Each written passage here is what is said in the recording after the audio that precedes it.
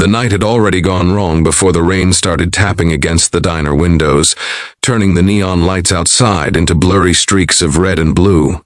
Matthew sat alone in a cracked vinyl booth, the opposite seat still warm from the person who had just walked out of his life without looking back. What hurt wasn't only the silence she left behind, but the way the entire restaurant seemed to notice his loneliness at once. The jukebox hummed softly, the smell of coffee hung heavy in the air, and Matthew realized this wasn't just a bad date. It felt like proof that something in him was broken. If you believe in kindness, second chances, and the quiet moments that can change a life, take a second right now to like this video, share it with someone who needs hope, leave a comment, and subscribe to the channel. Stories like this are reminders that even the worst nights can still hold miracles. Matthew had driven nearly an hour to this small-town diner in Ohio, convinced that this date would be different. He was 34, recently divorced, and carrying the weight of too many failed attempts at starting over. He worked long hours as a construction project manager, rebuilding homes that weren't his while his own life felt permanently unfinished. His date, a woman named Rebecca, had seemed promising online. Smart, kind, interested in faith and family. But within 20 minutes of sitting down, the cracks began to show. She checked her phone constantly, laughed at messages he couldn't see, and finally stood up with a tight smile, claiming an emergency that didn't need him included. She left behind a half-eaten salad and the kind of rejection that settles deep in the chest.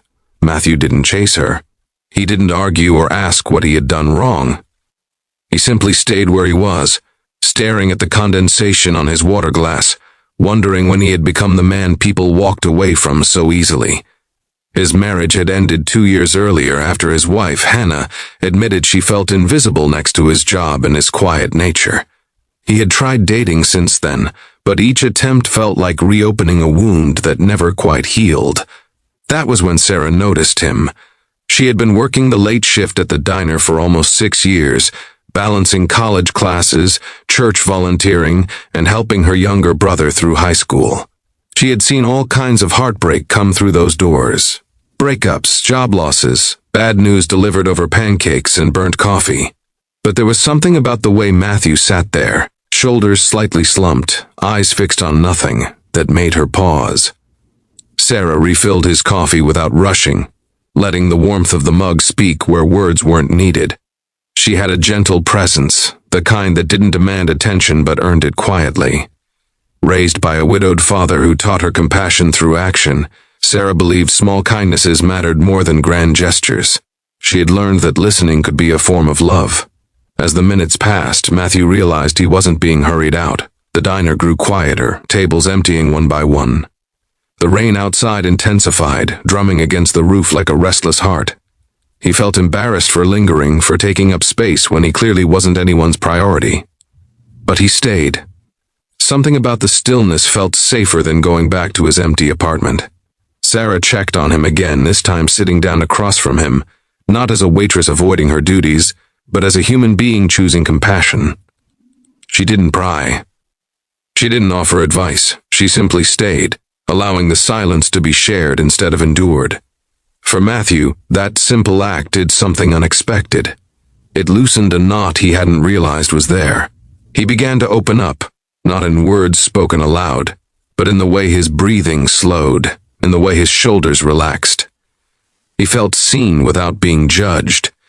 It reminded him of nights from his childhood in Indiana, sitting at the kitchen table with his mother, Ruth, while she prayed quietly after a hard day.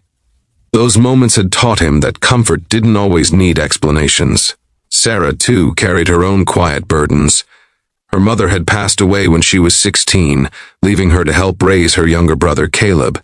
She worked nights so she could attend classes during the day, all while wondering if her dreams of becoming a social worker were unrealistic. Some nights she questioned whether her faith was enough to keep her going, but moments like this, sitting across from a stranger who clearly needed grace, reminded her why she believed in serving others. The hours slipped by unnoticed. Outside, the rain slowed, then stopped. Inside, the diner lights dimmed slightly as closing time approached. Matthew felt something unfamiliar stirring inside him. Not romantic excitement, not false hope, but a sense of peace.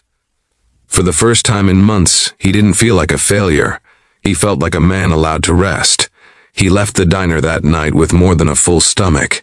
He left with the memory of kindness offered freely, without expectations. He drove home under clearer skies, replaying the evening in his mind, realizing that healing didn't always come from finding the right person. Sometimes it came from being reminded that you were still worthy of care.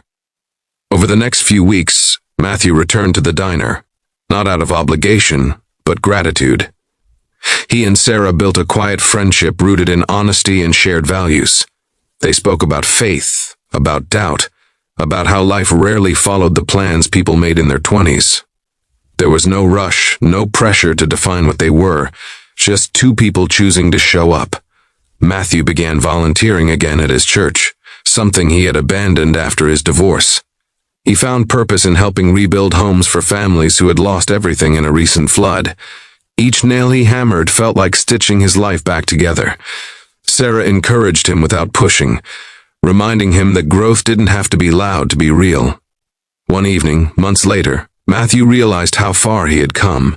He was sitting in the same booth, laughter around him, warmth in his chest, when it hit him that the terrible date had been a turning point, not a failure. If Rebecca hadn't walked out, if that night had gone according to plan, he might never have learned how powerful simple kindness could be. If this story has touched your heart so far, take a moment to support the channel.